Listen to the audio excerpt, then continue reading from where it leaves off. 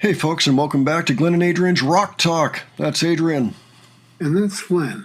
And today we're going to take a look at a song from the very last show The Warning did before lockdown in 2020. The show was at Vive Latino 2020, March 14th. So technically a day or two after most of the world had shut down. I think America shut down on the 13th, maybe. So there was danger in the air. They were paranoid. We know that. I just looked at their vlog about this experience over on Modern Rock Talk, our other channel. They were not super stoked about the situation, but they did play. They had some issues. They were only on the festival site for about an hour. Okay, they arrived just before they were supposed to play. They played, and then they got the heck out of there. Some fans found them, and so they signed a few things, and then they left. They left Dodge, went back home. They had some things they had to deal with. One of them was they flew from Monterrey to Mexico City to do this, so that's over a mile of extra altitude, and so they were running out of breath while they were trying to perform. They did not have a good mix on the monitors. In fact, they really had almost no mix at all in the monitors except for the click track. Pau said all she could hear was her own vocal and the click track, and it was kind of similar for the other two sisters. So it was rough. Apparently, Pau's in-ear also broke into a million pieces somewhere during the set. So Narcisista was the final song in the set. And we might look at more, but the fact is I'm not finding very much listenable audio or video from this show. Probably due to the circumstances, you know.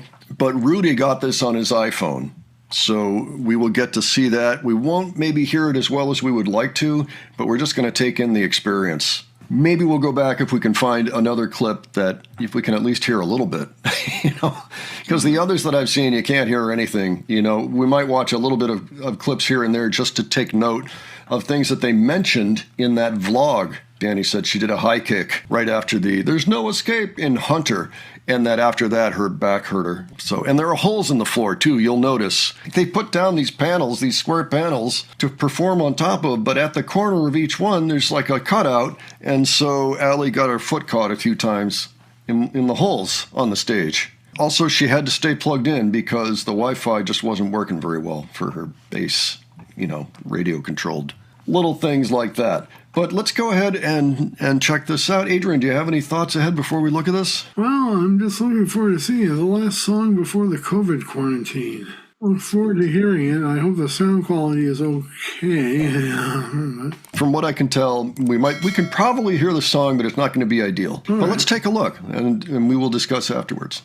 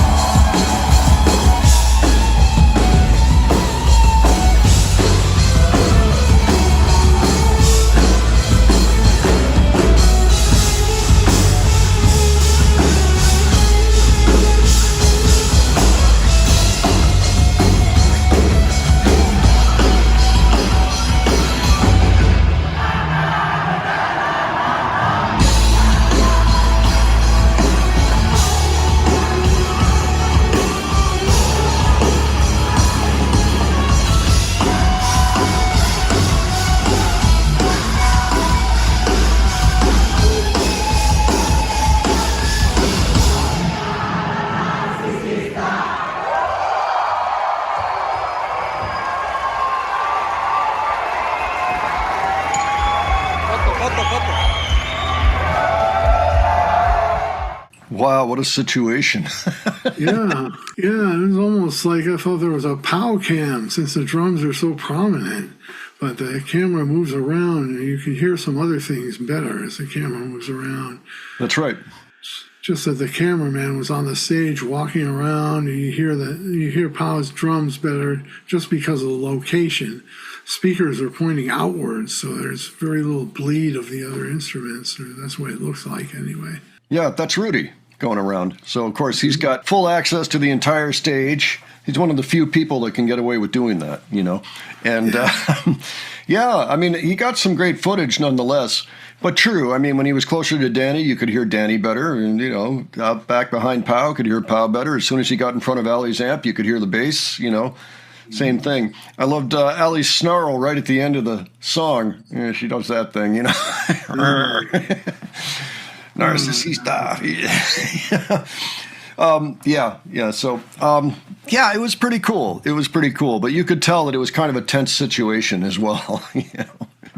What an interesting situation to be in. And I'm looking in horror like none of the crowd has masks on. Nobody's even thought about a mask. As a matter of fact, at this point in time, nobody really had good guidance on what the best way was to avoid the virus if you happen to be out in public. Like the whole idea of face masks, you know, like the medical type stuff, didn't really come along for a little while. There were a few months. As a matter of fact, I think the very first time that we heard anything about those, they were saying, don't use those. That was the first guidance we got. And then they're like, oh, wait a minute. No. Yeah, go ahead and use them. Because once everybody wears them, then you're in good shape because you're essentially covering your own face from your own germs that you would spread to others. So it's kind of the opposite of what you would think, like you're protecting yourself from others. No, you're protecting everybody else.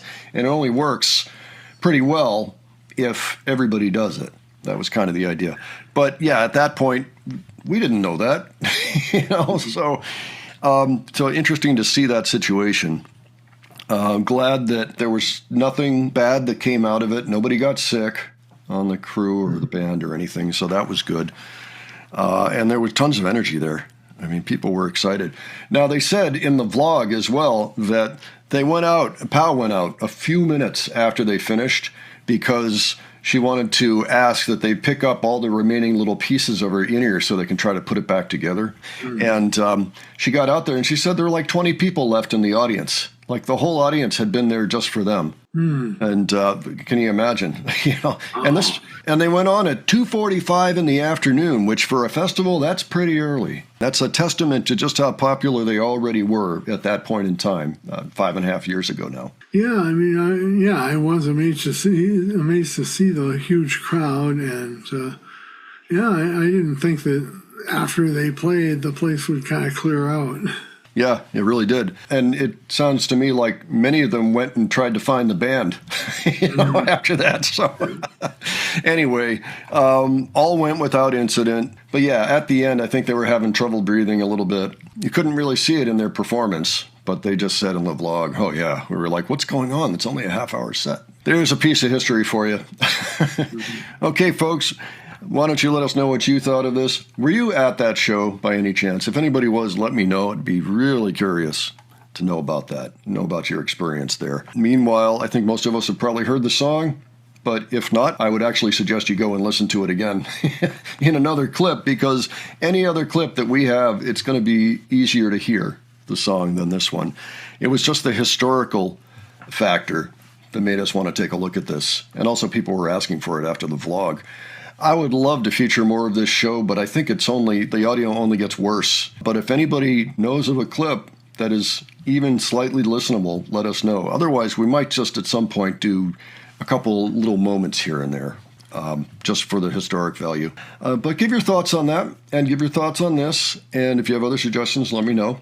And if you enjoyed this video, please give it a like. And if you enjoyed the presentation, please subscribe. All right, thanks so much for joining us on this, and we'll catch you on the next one. All right, take care, folks. See you all later.